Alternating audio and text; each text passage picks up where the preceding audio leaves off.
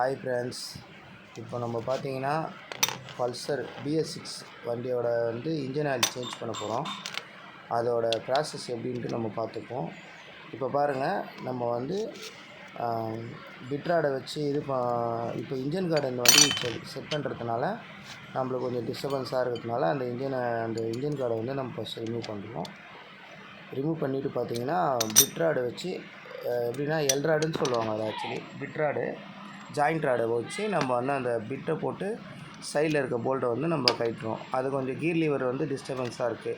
உங்களுக்கு அப்படி இதுவாக இருந்துச்சுன்னா நீங்கள் கீர் லீவர் கூட 10mm டியூப்லரோ இல்லை ரிங்ஸோ வச்சு அந்த கீர் லீவரை ரிமூவ் பண்ணிட்டு கூட உங்களுக்கு டிஸ்டர்பன்ஸாக இருந்தால் நீங்கள் பண்ணிக்கலாம். இது பார்த்திங்கன்னா எல்லா வண்டிக்கும் பார்த்திங்கன்னா உங்களுக்கு அடியில் தான் வரும் bolt, engine oil train bolt.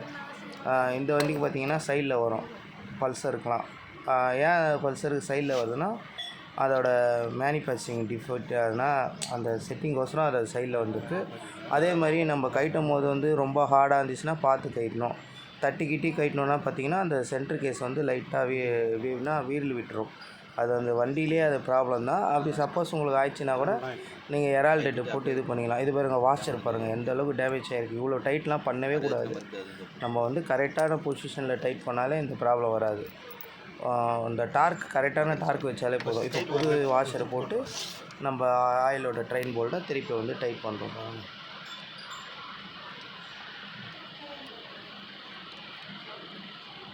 இதே மாதிரி ஃப்ரீயாக ஏறணும். உங்களுக்கு போல்ட்டு நீங்கள் டைட் பண்ணும்போது கையிலேயே ஹேண்டில் பண்ணுற அளவுக்கு இருக்கணும். ரொம்ப கொஞ்சம் டைட்டாக இருக்க மாதிரி இருந்தால் நீங்கள் ராங் த்ரெட் ஏற்றுறீங்க, உங்களுக்கே தெரியும்.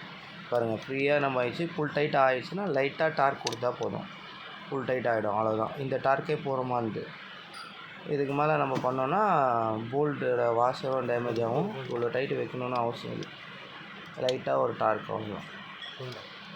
பார்த்தீங்களா? இதுக்கு மேலே நம்ம அதை இது பண்ணக்கூடாது. இதுக்கப்புறம் பாருங்கள், திருப்பி நம்ம அந்த இன்ஜின் கார்டு ரிமூவ் பண்ணதை திருப்பி நம்ம ஃபிட் பண்ணிடுறோம். அதே மாதிரி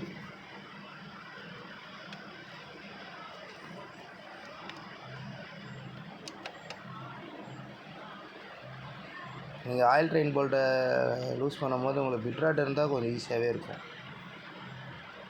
பாருங்கள், டைட் பண்ணிவிட்டோம். அடுத்து வாங்க நம்ம இன்ஜின் ஆயில் ஊற்றுவோம். பாருங்கள், இது 640 ரூபா வருது. ஆயில் பார்த்திங்கன்னா 2050 ஆயில், சிந்தட்டிக் ஆயில். ஓகேங்களா? 1.25 லிட்ரு வரும் இந்த ஆயில். நார்மலாக நம்ம பார்த்திங்கன்னா 1 லிட்ரு தான் ஊற்றுவோம். இது 1.25 லிட்ரு ஊற்றுறதுக்கான இதுவாக இருக்குது. அதே மாதிரி பார்த்திங்கன்னா நீங்கள் கவலைப்பட தேவையில்ல. கீழே உங்களுக்கு லென்ஸில் ஆயில் லெவல் அதிகமாகுதுன்ட்டு நீங்கள் ஃபீல் பண்ண தேவையில்லை. ஏன்னா இது சிந்தட்டிக் ஆயில். நம்ம நார்மலாக ஊற்றுற ஆயில் பார்த்திங்கன்னா கொஞ்சம் திக்காக இருக்கும்.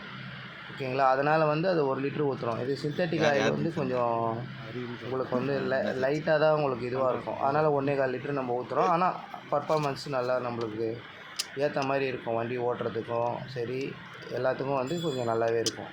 ஆனால் அதோட காஸ்ட்டு பார்த்திங்கன்னா 640 கீழே தெரியாத அளவுக்கு. அதுதான் ஃப்ரெண்ட்ஸ், இதை நம்ம டைட் பண்ணிட்டோம். இப்போ வாங்க ஃப்ரெண்ட்ஸ், வண்டியை ஸ்டார்ட் பண்ணலாம். முறைகளாம் கிடையாது, ட்ரை பண்ணலாம். ஆயில் பம்ப் ஆகிற வரைக்கும்